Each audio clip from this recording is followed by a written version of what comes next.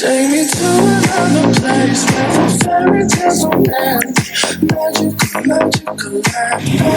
Magical, magical land. To another place where the fairy tales don't end. Magical, magical land. Today's guest is the founder of Knowsi, content management and software for researchers. He's the owner of the product management and co-design consultancy Stupid Systems, and he's the orchestrator behind the outfit diary Stupid Fits, which you should definitely check out on Instagram @StupidFits. Please welcome to the show, Andrew Lovett-Barron. Hello, Andrew. Welcome to the show. How are you doing? Good. Yeah. Great having you. Very wet snow over here. Kind of gross. Yeah, you're in Copenhagen right now, and I guess it's almost the same weather like here in Germany. I mean, I wouldn't know. My sort of understanding of German weather is like it's mountainous, which, I mean, I'm probably one of the tallest points in Copenhagen at 6 feet. And yeah, with mountains, you get snow. So here you just get a kind of nice thin layer of slush. Yeah, we here are no mountains in the area where I live, but it's a bit further south, like 700 kilometers. But before we dive into all the fun stuff with innovation, your entrepreneur adventures and so on, tell us a little bit about who are you? What is your story? Yeah, I mean, I could start somewhat chronologically. So I actually studied political science in school at the University of Toronto. Did an internship in the policy department with the Ministry of Transportation and just got super frustrated with it. I saw this sort of, and I think actually in retrospect, this was me misunderstanding things, but it just seemed to be a place where things weren't happening, things were moving very slowly, people were not very sort of motivated by their jobs. I think actually that some of them were, I was just sort of exposed to some of the wrong people. And so I got in my head that policy wasn't the right path and political science wasn't the right path. So I started to explore some other avenues and actually ended up getting into basically writing code and building sort of musical art installations. And that was what led me to design ultimately. So I was this like weird poli-sci grad who could also code synthesizers and do a lot of this sort of like multimedia coding. Got an opportunity with a small startup, thanks to a mentor of mine who was an investor in it. And then that startup completely self-destructed as they do. But yeah, afterwards got into design and did that work for a couple of years, opened my own thing, primarily doing art installations and some sort of UX consulting. And from there, I was recruited to IDEO. I was at IDEO for about 3 years, doing a bunch of different work, primarily at this sort of like intersection of technology and large organizations. So, how do you apply design to technology and software and integrate it into large healthcare organizations or like a behemoth like a Cisco, which is a technology organization, but maybe might not be using like the newest technology. And that was fascinating to me. It was so much fun. I learned so much. And like the IDEO community is like kind of nothing, no other community I've encountered since. But I really wanted to work in government. So my wife had an opportunity with a job in DC. So I was like, okay, let's do this, and took a stab at applying to the U.S. Digital Service, which was a small technology team. A small technology team sort of built up from the failure of the healthcare.gov crisis. So when basically when the Affordable Care Act was passed in government, the legislation was passed, but there needed to be a mechanism for Americans to sign up to get health insurance, which the fact that you have to pay for health insurance is still an insane concept to me. Having grown up in Canada, and I'm a dual citizen between Canada and the U.S., but anyway, that's a different conversation. Yeah. But yeah, so healthcare.gov was supposed to be that portal, and it failed. Maybe like 8,000 Americans were able to get healthcare, and then like the whole system crashed and probably caught fire. And so this team was brought in from a bunch of different technology organizations to just try and fix it. People went on leave from Google, people went on leave from, I think it was called Nav, like a bunch of these different organizations. And they fixed it, and Americans were able to sign up and get healthcare as one would expect with a contemporary system like that. Mm-hmm. And so the U.S. Digital Service was a team that emerged from that to address those types of problems within government in a sort of combination consulting, facilitation, kind of like trying to think of a non-militaristic term here, but like a specific kind of team that goes in and works on a specialized problem and then moves out and moves on to the next thing. Mm-hmm. So I was able to join that team at the Pentagon, which was a little more militaristic, but we got to work on some great things, from helping build sort of governance systems in Afghanistan to open sourcing Defense Department code, or that stuff that made sense to open source, which you can imagine what some of those conversations looked like. It's like, yeah, let's share our code in the Pentagon throughout the world. And, you know, some Marine just sort of looking at you without an expression. Are you serious? Well, I did deal with some stony-faced Marines, but I really like the Marines. They're great. Very cool people. Very well dressed. So anyway, that happened in 2017. I left to do a fellowship with New America and get some experience in the think tank world, where I was studying social enterprise and basically the business models underpinning that. So if you're a social enterprise, either for-profit or not-for-profit, how do you build software? And given that software has specific business models that kind of drive it, and specific demands around growth and infrastructure and all of that kind of stuff. And one of the sort of conclusions of that is that there aren't the right toolkits in place, or the right sort of broader market infrastructure to support that kind of stuff. Though one of the best is the Robin Hood Foundation in New York, which had a very specific thing, and we can talk about that later if of interest. Mm-hmm. And then during that fellowship, I moved to Copenhagen, and I've been independent since. So I started a small company called Stupid Systems, which is a combination consultancy and product development studio. And I've basically been aiming to build one product every sort of 18 months, or either 18 months per year, depending on availability and resources and stuff like that. And those products don't necessarily need to have like a concrete business model, but rather should be kind of scratching a particular itch, representative of some of my experience, and solving a problem for other folk. It's fun, and that's what I'm continuing to do. Yeah. Awesome topics. Before we go forward, I would love to go back into the IDEO culture. For those who have never heard about IDEO, can you give a little bit of understanding what that company does, and maybe some famous projects? Oh, yeah. So IDEO is a global design consultancy. It was started by David Kelly ages ago, I think in the 80s. I'm not sure exactly. I knew all this stuff when I had to give, intro it with clients and stuff sometimes, or give talks. But IDEO is sort of one of those very early design and innovation consultancies. It was really like the organization that brought the sort of terminology around design thinking, which is like the structured application of design processes normally applied to physical things, to a broad array of different topics, from business design to process design to facilitation, policy, all of these different kinds of things. So design thinking is that sort of abstracted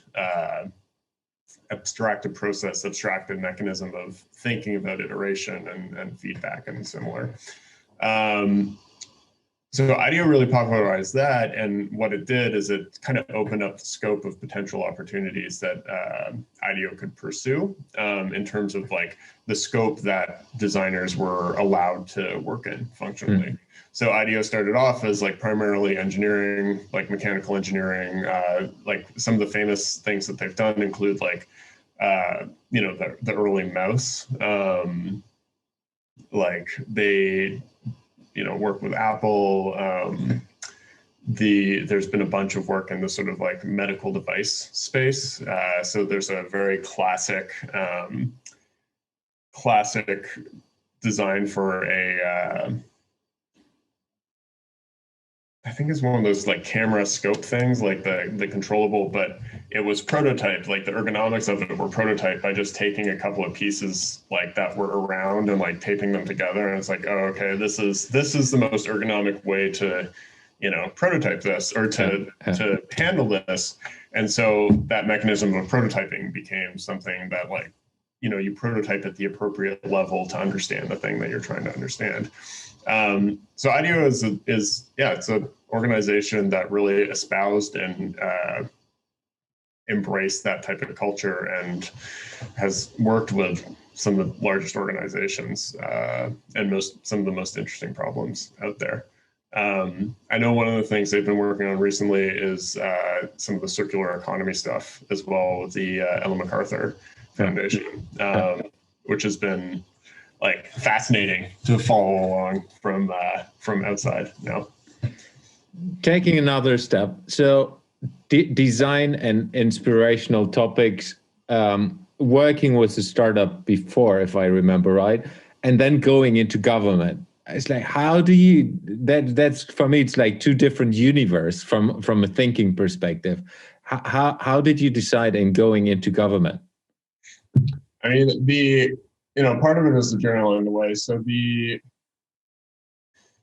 that first startup that I worked with was like an e-learning software company. And I had joined as this sort of like research and development assistant, basically. Like that was my title. And what I ended up doing was a combination of like user research and kind of higher fidelity prototyping, as it were. Like because I was able to code, I was able to put together the things that I had identified from like talking to the users and understanding the problem and kind of building it out. And like that, it wasn't necessarily the startup environment that was the appeal for me, though I do like that quite a bit. Like I like the energy of it. But rather it was that sort of process of exploration and digging into things. And so actually it was IDEO that kind of helped me connect that with some of the large organizations and policy conversations. So specifically, I had worked I think it was my second project at IDEO, was spending just a year embedded with Planned Parenthood, building up new sort of like patient experience systems and looking at their technology and just actually doing research with patients and getting an understanding of how policy was affecting Planned Parenthood's capacity to provide care for their patients and sort of vulnerable populations in their communities. And I got a chance to see how design and product and also like, provision of services and those sort of broader services on conversation could have this very tangible impact on people's lives, and how policy could also disrupt that. And so I became quite curious to do sort of one of two things, or potentially both things. One was to get involved more in the sort of like government and policy conversation to try and understand like, what is this cycle? What is this thing that is having such an undue influence on people? And then the other side was just wanting to work with the largest organization that I could. Just like see what it was like on the inside, try to understand it more deeply, and like really sort of focus on the big organization. And it was actually kind of a fluke that that ended up being the U.S. Department of Defense, which is actually the largest like human organization on the planet, I think. Singular enormous. There's millions and millions and millions of people under it. I can't remember exactly, but it's something like I think it was like 3 or 8% of Americans have like military experience. And so like the American population is 360 million. So like you can imagine sort of like how big that organization is and what it has to deal with and stuff like that. And also what, say, like Veteran Affairs has to deal with from that perspective. So yeah, it like for me, it became a through line of curiosity about how basically like the scale that I was working at. I think my initial sort of repulsion when I was like still in school and not really understanding what I was seeing when I was a policy intern was specifically like I just didn't understand the impact. Like what we were talking about and its impact on people's lives felt like too disconnected. And design allowed me to sort of see and sort of affect things from a prototyping perspective in a much quicker way. Like I could immediately see the impact a design decision had on the way somebody moved, on the way somebody's experience was, their frustration, their happiness, like all these different kind of things. And so returning to government became that sort of like, oh, I can see this sort of through line now. And I also understand like I'm at this like, you know, I'm a very, very, very, very tiny, like, you know, mite attached to the edge of this like giant organization, but like, you know, maybe I can nibble away here and cause it to swat and get distracted and, you know, all of those kind of things. So yeah, it's not as different as one might think. And then ultimately our organization in the DoD, like we were trying desperately to function as a startup and kind of maintain that culture, like, you know, everybody wore hoodies and stuff like that. And which like, I was actually I was pretty stoked to be like, I've never had a job where I needed a suit. And then like first day I walk in, it's like, you don't need a suit. I was like, and so anyway, I've still never needed a suit in any job, which is strange. It feels strange. It's not too bad, believe me. No, I don't know. I mean, I might just like snag a suit someday and just like show up for like, I don't know. You can still do it. Yeah, for Zoom. I'll show up for Zoom in a suit, or at least like the top. We will do a second version of the podcast. Then you have to wear a suit. yeah, we need to do the suit. Like, anyway, yeah, but we were sort of like structured like that. We had this sort of, we were in a very unique position because we had a particular mandate and we had a particular, we basically reported to the Office of the Secretary of Defense. So like we could kind of go in and use that mandate to pincer certain types of problems where we would work very closely with people on the ground doing the work. And then we would also have this SecDef mandate to explore specific problems or a mandate from the particular commander of that domain, whether it was, you know, US Transcom, which is the Transportation Command, or CENTCOM, which is like the sort of basically the command that oversees Iraq and Afghanistan. We would work directly with those offices in order to sort of do a both ways move on a particular problem so that we could get things moving a little bit more quickly. And that also allowed us a certain amount of flexibility in the way that we structured the group and all that kind of stuff. But all of us still like had to go through the full hiring process and get clearance, which was a joy. Yeah, I can imagine. How long did that take? 3 months. That's fairly fast. From being hired to, yeah, well, I mean, it was also expedited. So like, I know for, yeah. And I was like a problem child because I was, because I was born and raised in Canada. And so having Canadian citizenship and all of that kind of stuff was like, like it was doable, but it presented some problems, or it elongated the process rather. I know other people who got through in like a month. Okay. Yeah. So then you moved to Denmark and started your own businesses. And before we dig into your own businesses and what innovation is, how did you get to the name of Stupid Systems and Stupid Fits? Oh yeah. Well, so Stupid Fits is just like Stupid Fits was initially a somewhat dumb technology project, stupid technology project, meant to basically test out some technology that I was thinking of integrating into my primary product, which is Knowsi. But Stupid Systems is a name. So I've had a couple of different companies with different names.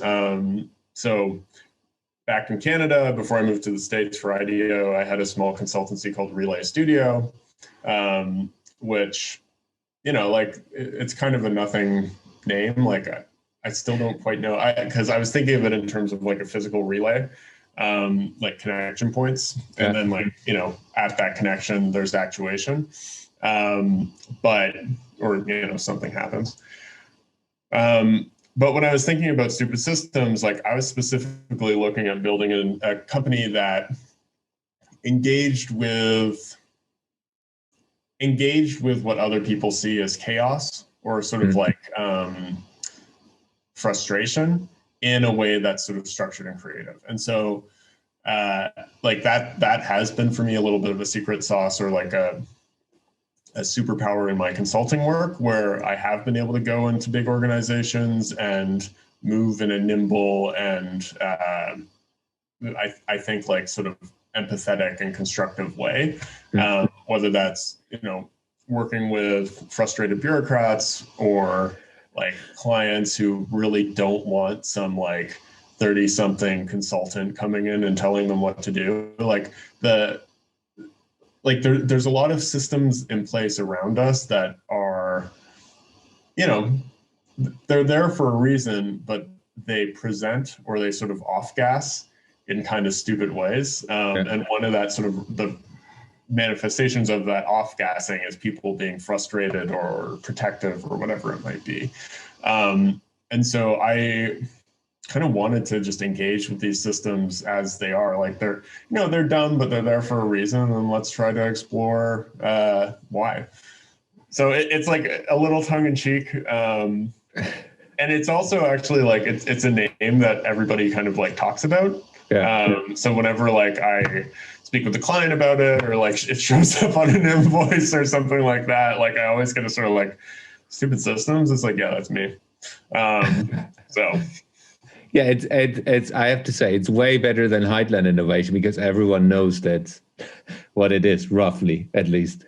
Well, but at least they don't associate it with stupidity. So, like, there's. Yeah, you never know. You never know. But I love that. It's always a good discussion opportunity when you introduce yourself. Yeah, no, it's fun. I've like, it's the name that I think I like, of everything else that I've worked on, is the one that I kind of like the most. And it also gives some flexibility for like slightly silly projects like Stupid Fits, which, you know, like open source like outfit diary, you know, like why do we need to take that seriously? Why should we take that seriously? Like, it's built on like a somewhat serious concept, but it's not a serious thing. So what is outfit diary and Stupid Fits? I mentioned the Instagram, which of course is one of the interfaces, but there's more behind that. Yeah, well, I mean, just as a sort of very quick intro, so like I've you know, I've always been interested in like some styles, fashion, like whatever, but I've never been very structured about it. And last year I did this sort of experiment of like, well, like I've tried that sort of like Marie Kondo cleaning out your closet thing countless times. My wife is like a very much, you know, she wants to be a minimalist, but has me to contend with. And so like there's this sort of where like I like minimalism, but not in my own space. Let's say. So yeah, I did this experiment of like, okay, the Marie Kondo thing, like I've done it enough times where like now everything I actually like really love, but there's still kind of too much. So like, what's going on here?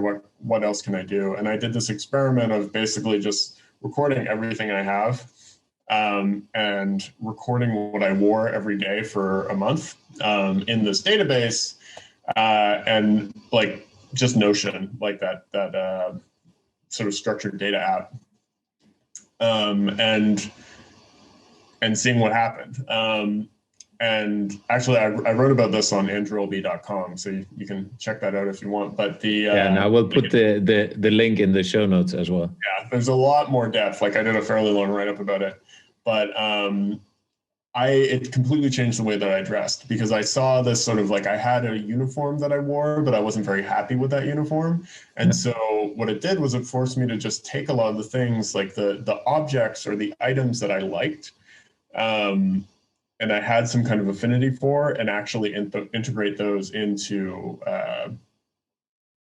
outfits. And yeah, so it just had a dramatic impact on the way that I dressed. I really valued it. It had this sort of like ongoing sort of impact for a couple of months. And then when I was wrapping up a 1-year consulting gig in August, I was like, well, I'm focused on Noticy right now and sort of like rewriting the sort of back end of the Noticy product, but I need to do a quick prototype with the technology that I'm hoping to integrate.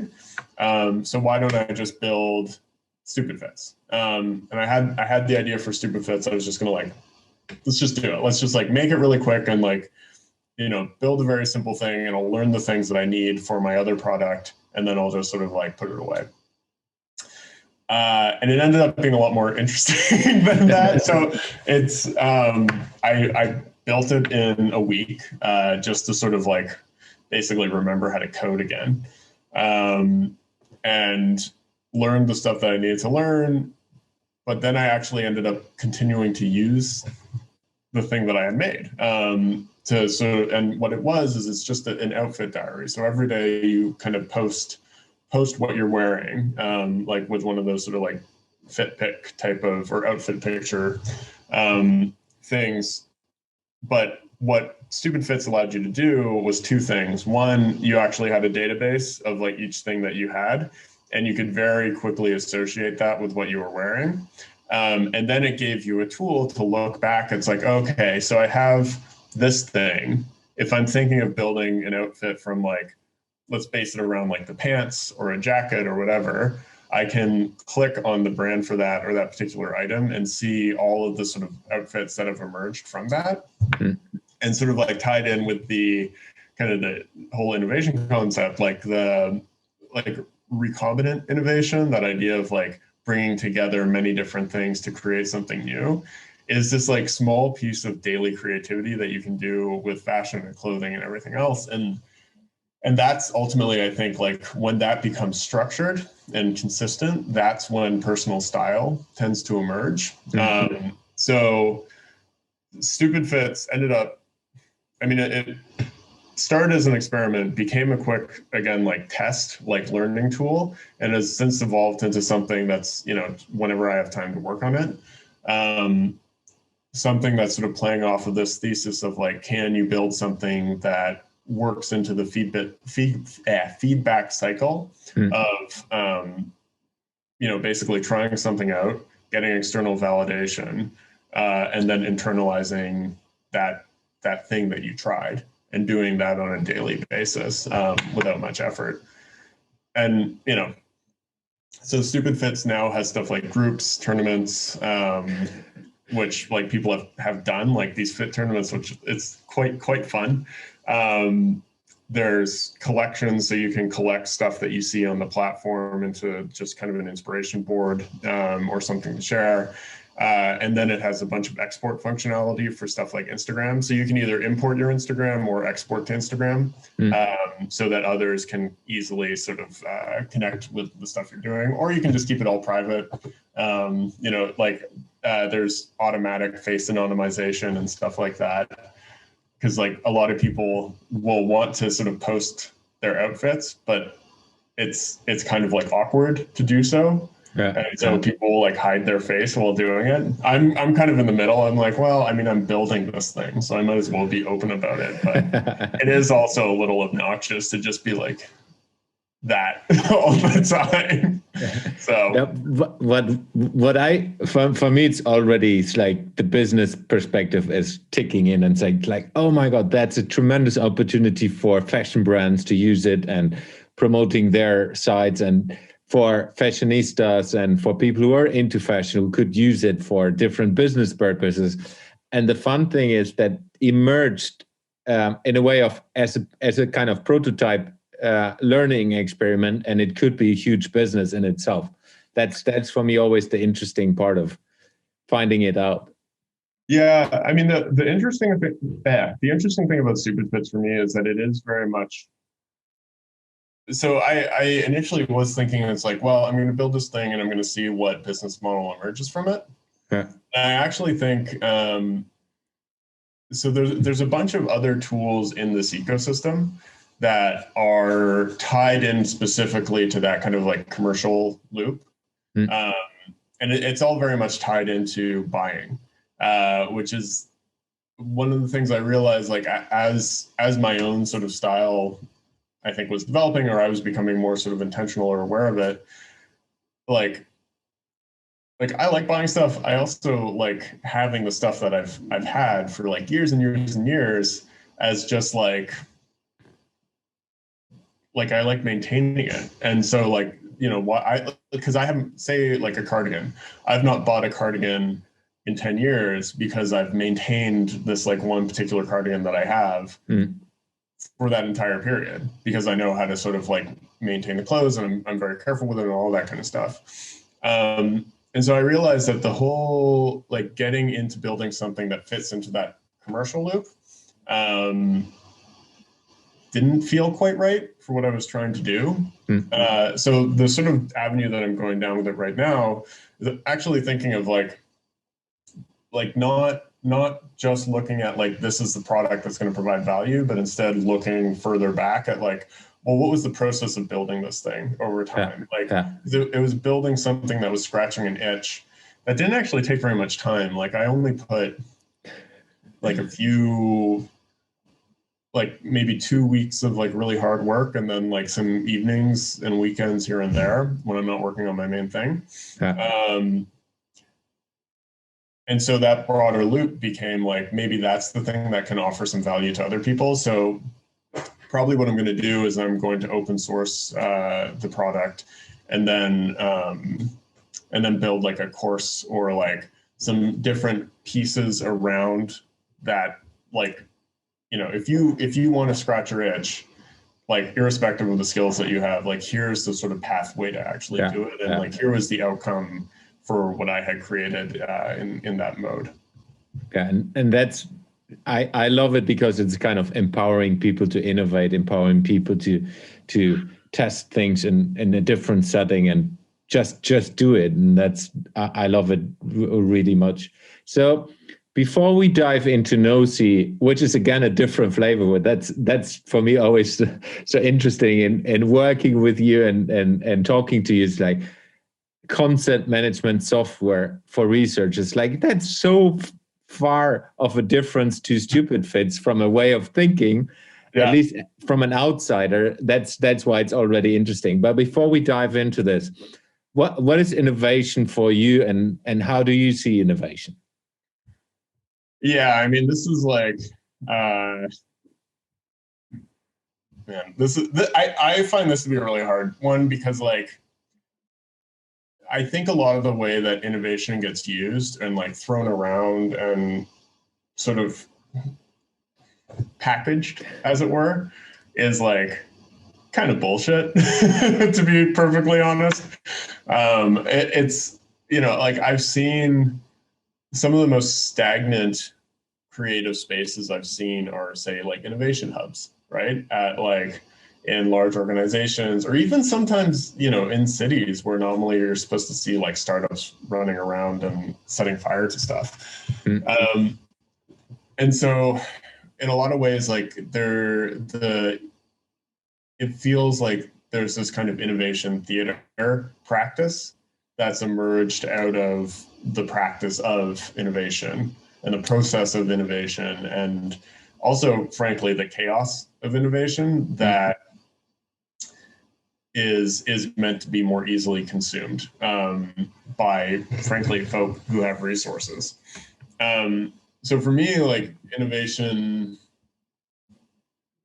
I don't know, like there's kind of two facets of innovation, I think, that like really interest me. So there's the kind of simultaneous innovation thing, which is this idea that like there's kind of just like something in the air, and a bunch of people are kind of picking up on that.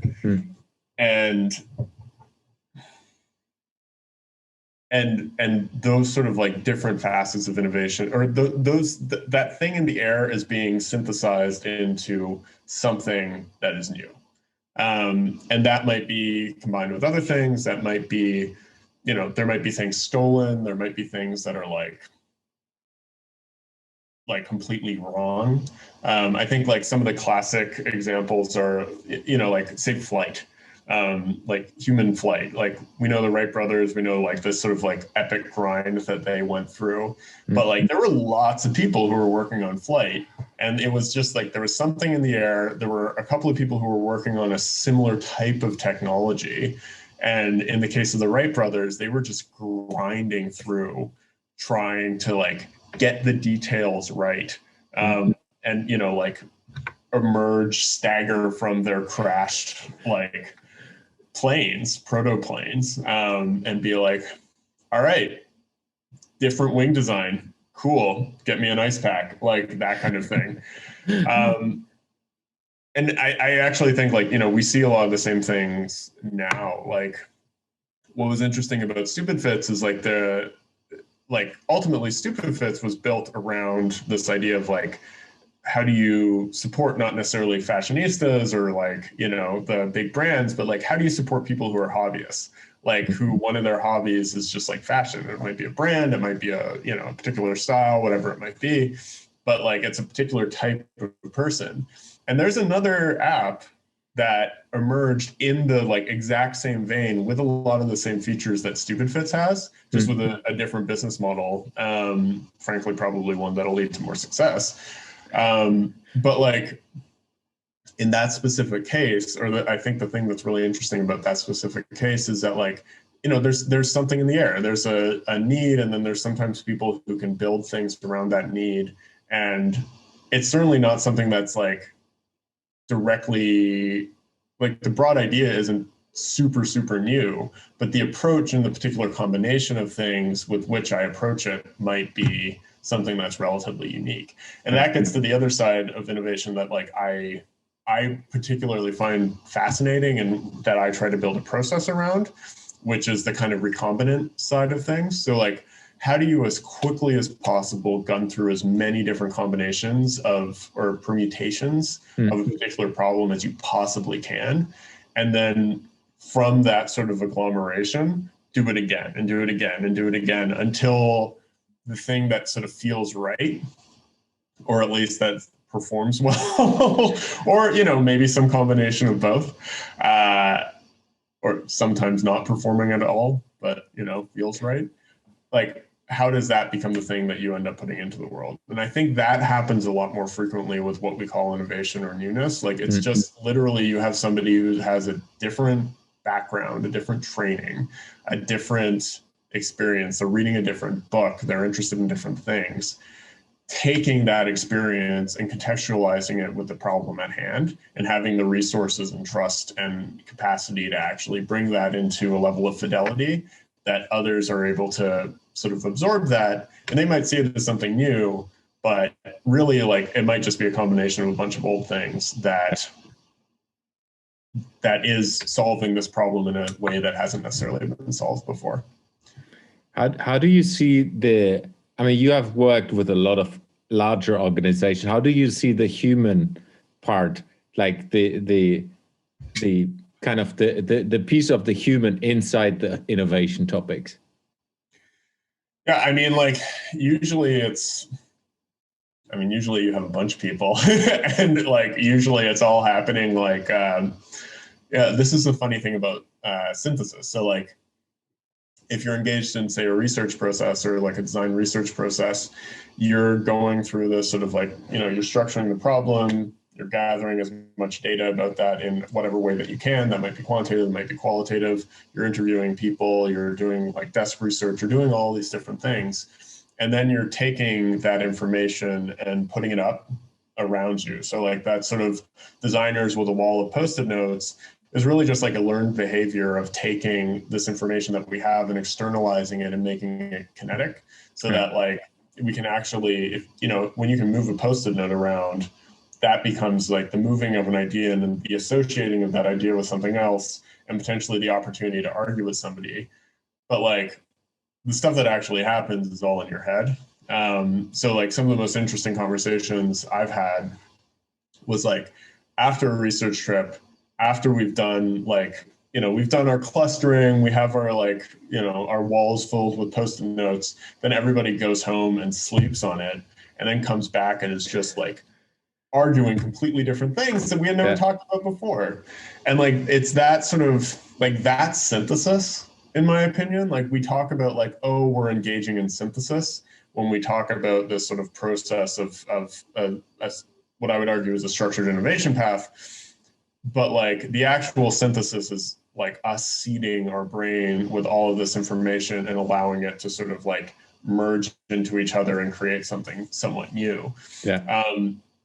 And so like you can't, like you have to empower people in order to be able to have that. And you also have to provide some kind of slop in the system, let's say, for, if somebody doesn't have a good night's sleep, if somebody doesn't get their run in, maybe they won't have that idea. Maybe they won't actually, they'll be doing the sort of performance of synthesis, but they won't actually be engaging in the act of synthesis.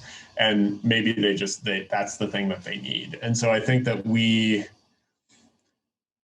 in the way that we tend to structure innovation at like very large organizations, we focus on the sort of process and performance of that synthesis and that innovation, but without actually allowing for the more emergent qualities of the actual act, basically. Does that make sense? Absolutely. Yeah. And it's quite funny because I'm always saying that I'm empowering people to connect the dots of innovation, which is basically exactly this. So it's, yes, there is a process and that will help you to do something. But if you're not aligning the stars, if you're not helping like the leadership, giving the people who are working with innovation or others the freedom in doing things, empowering them to take decisions, it will still not happen. Yeah. So then maybe you have the best process ever, which is proven from a lot of companies and it worked in their company setting, but it's just the process. That doesn't mean that the outcome is innovation. It's quite interesting. Yeah. Yeah. And I mean, I think this is part of why we tend to associate like small teams and startups with innovation, not necessarily because like they're better positioned, though like nominally venture capital, I have some problems with venture capital, but like, which is a different conversation. But, normally what you need is like, you need resource, you need a network, and you need time and like this capacity to figure things out. And like frequently what venture capital firms will do is angels, let's say, they'll give a team that has like a particular chemistry and a particular sort of like initial idea, they'll give them the space to start to figure things out. And then from that, like that team won't necessarily have a process in place. And so part of that process of innovation is them actually figuring out like, and having the capacity to sort of introspect and say, like, this isn't working, we need to change it, let's figure out a process that works for us, because otherwise they just die. And so I think, like, you know, that risk is often quite hard to take in larger organizations. Like, there's just isn't the willingness to take risk with that amount of capital when you could put it towards, like, you know, a different type of thing. And so, yeah, that I think is like one of the sort of problems. Sorry, I think I sort of like trailed away on the question slightly there. That's okay.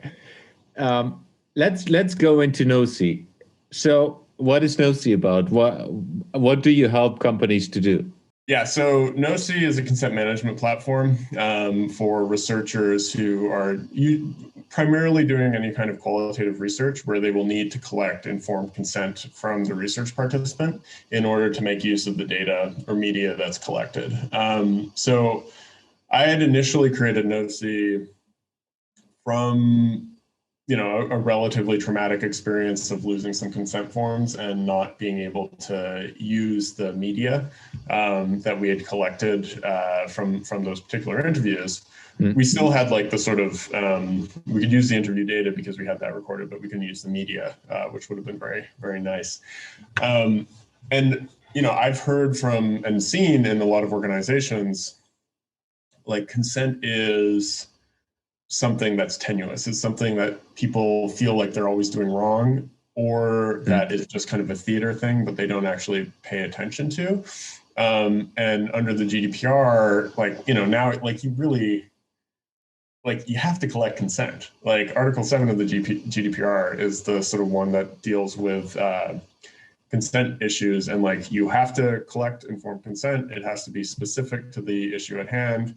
You have to provide a mechanism to withdraw that consent. It has to be as easy as it was to provide the consent in the first place, you know, et cetera, et cetera. And there wasn't really anything that I was seeing that did that in a good way. There's some excellent consent management systems. They're usually called something slightly different in the biomedical space for doing clinical research. So that isn't really the domain that I've been focusing on. Or I won't focus on it because it requires sort of this deep integration, usually with health record systems. But there just wasn't anything that existed that I saw for the research space, specifically like design research and user research. And so I set about building Noticy as just like a mechanism to scratch my own itch, and this sort of frustration with, like, not having a good system to deal with consent. It's been through a couple of rounds of iteration. Like, actually, right after I kicked it off, I was doing testing with the Copenhagen Institute of Interaction Design, and they were using it for gathering consent for their master's program in 2019.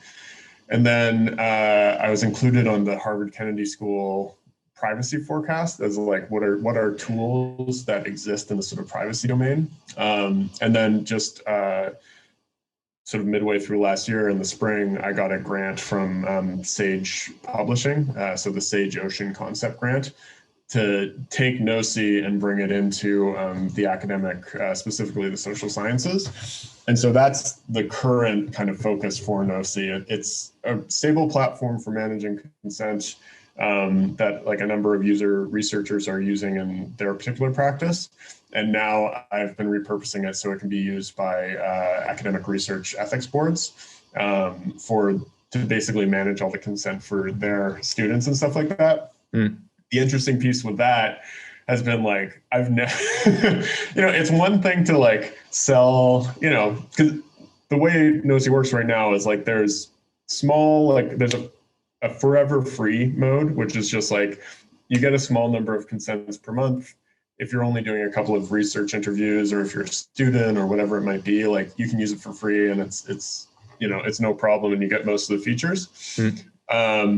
If you're going above that, then there's a monthly subscription that comes with things like automatic data retention. So, you know, if you set a data retention schedule of, like, 12 months, in 12 months, you'll get like a notification to delete any media that you have on this particular person, and it'll sort of auto delete, and you can also set it to notify the participant. Yeah. And everybody always gets a free sort of like participants get their own dashboard where they can manage their data and their consents and reach back out to the researcher and all that kind of stuff. So like those pieces have been relatively, they've been working, people have been using them, people have been signing up. In the academic context, it's a whole different ballgame because I've never had to sell or make anything for like myself for that kind of institutional context, which also means like, say, selling into institutions and making sure that you have the specific sort of like privacy requirements or like, data security requirements and insurance requirements and all of those kind of things. So it's been like a, like a total trip. And I think like I've sold through my first academic client just at the end of last year, which was a huge success. But before that, it was like several months of me banging my head against the wall, basically not knowing what I didn't know and trying to figure out how to like at least map out the domains that I don't know as quickly as humanly possible. So yeah, it's in a good place right now, but there's a bunch of new features that are coming out in the next 2 months, including a new pricing model for per project pricing, which is like one of the big things that emerged from the research that I did, as well as tools for scheduling and integrations into different platforms like Calendly, like probably not Qualtrics, but like maybe Qualtrics, I don't know, but different survey platforms so that you can more easily integrate consent into these sort of existing tools that you have. What is super interesting for me, you're like a chameleon. It's like you're working with different topics, different businesses, different systems, and you're kind of orchestrating all of that in a fun way. It's super interesting to listen to you. Before we are getting to the end, I would like to dig into one more topic, which we have talked about. I think it was like end of last year. You're studying a specific topic around innovation. So I would really like you to explain, like, what are you digging into when it comes to innovation and theoretical topics and all of that, to give us a little bit of introduction of how you think about things right now. Yeah, well, so part of being at the DoD was sort of realizing how little I understood about that world, and frankly how interesting it was, and so I was trying to understand, like, well, I was doing this work as a designer in the Pentagon, but like I didn't really feel like I understood in a deep way a lot of the stuff around it. And so I was trying to figure out the best way to approach that. And I ended up actually returning to school for a part-time master's in security studies. Basically like a branch of international relations that's focused on the topics of defense and security. And like security also encompasses things like, forced migration and the environment and energy security and all these different kinds of things. So it's super, super fascinating. So I've been studying that. And the thing that I've been focused on for my master's thesis is this topic of innovation in sort of terrorist and insurgent groups. So like how does a small, scrappy organization, really innovate to fight their competitors. Unfortunately, sometimes that small, scrappy organization is like, a monster like ISIS, or an organization like, I would argue like the Oath Keepers in the U.S., which is like a right-wing terrorist group that was part of the insurrection against the Capitol. And so like you have these different organizations, and like they're not stupid. Like that's the thing. Like they're creating newness, they're creating value, they're innovating in like these really incredible ways. Like there's a General McChrystal was, I think he was like head of the is he head of CENTCOM or just US for it? But like he was in charge of like sort of the special operations missions and like head of this broader sort of command in the US under President Obama. And after he left government, he created a really incredible consulting group called the McChrystal Group. But he also wrote this book and about like leadership and innovation and like called Teams of Teams, which had like a big impact on a lot of folk I know. I've read it. It's an excellent book. But he starts the book sort of explaining an operation and like a new operation from the perspective of a terrorist group doing an attack. And, you know, innovation can occur in a lot of different ways, from organizational planning, like how do you pay people? If you look at the documentation coming out of, say, like a lot of the captured Al-Qaeda stuff, which is available through a database that West Point provides called the Harmony database.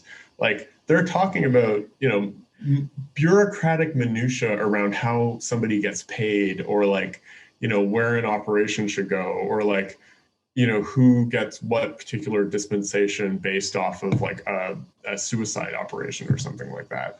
And it just, I find it really fascinating how like these patterns and these organizational structures and these mechanisms for innovation mirror a lot of what I've seen in government and startup world, in large enterprise organizations and stuff like that. So that's the sort of scope of what I'm studying. I'm still actually just mapping it out. And I think one of the big areas that I'm probably going to focus on is like, actually what I mentioned before, which is this sort of like the idea of simultaneous innovation. Like how much of this is like people are just coming to similar conclusions given, you know, the nature of the technology that they have access to, you know, all this kind of stuff. So like there's a big danger around basically stochastic terrorism, like random events, these kind of like lone wolf, you know, suicide or terrorist individuals or very small groups who like they do a thing, they get taken out by police or military, and like, you know, nobody knows their name. Like it doesn't matter. Well, I mean, it matters, but like, you know, they're a blip. But maybe they did something new, and so did they leave something behind, or were they just pulling out of the ether that there is a particular thing that is possible now given these things, and then do others copy that? Or do you have this actual cross-pollination of these different groups? Like, you know, there are some of the insurgent or different insurgent groups, terrorist groups, similar, like the Palestinian Liberation Organization was actually like, they were working with the IRA from a training perspective, like in the 80s and 90s. And like, you know, people, they'd be sharing ideas, they would know each other. Some of these figures were like quote unquote famous or celebrities. And so they would have this opportunity to basically share and cross-pollinate ideas. And sometimes you have an organized example of that with ISIS, where they actually have an innovation lab, or had one before it got blown to pieces, where they were building drones. They were building these things called SVBIEDs, like suicide vehicle-borne improvised explosive devices.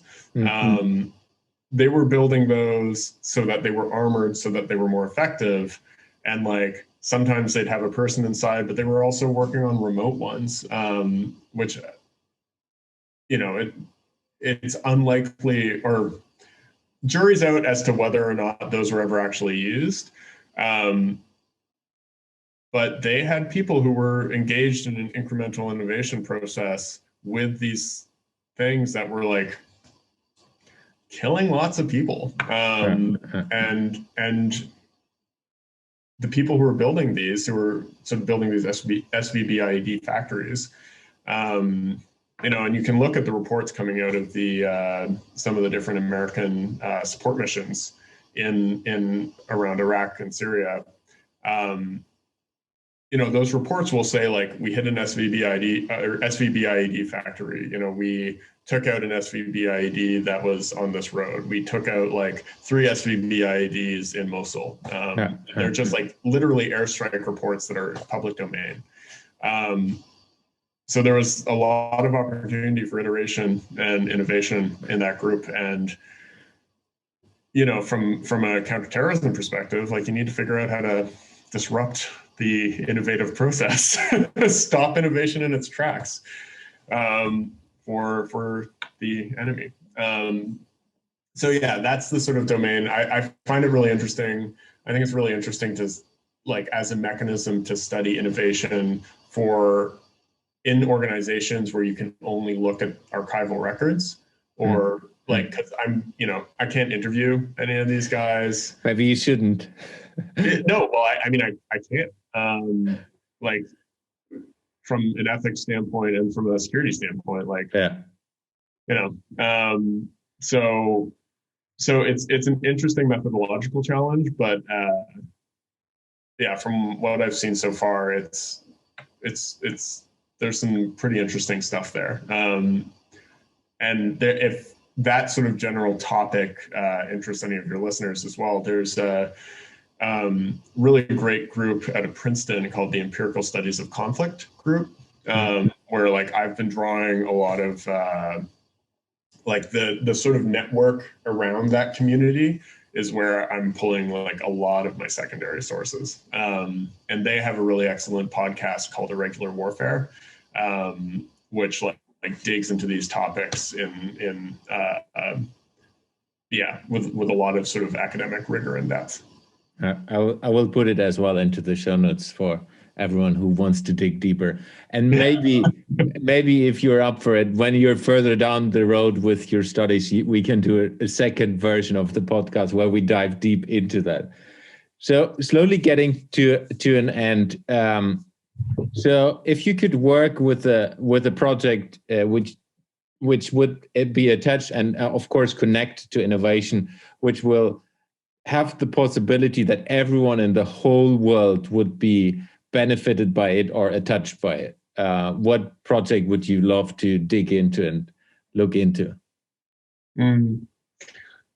So I'm this is a little bit of a non-answer.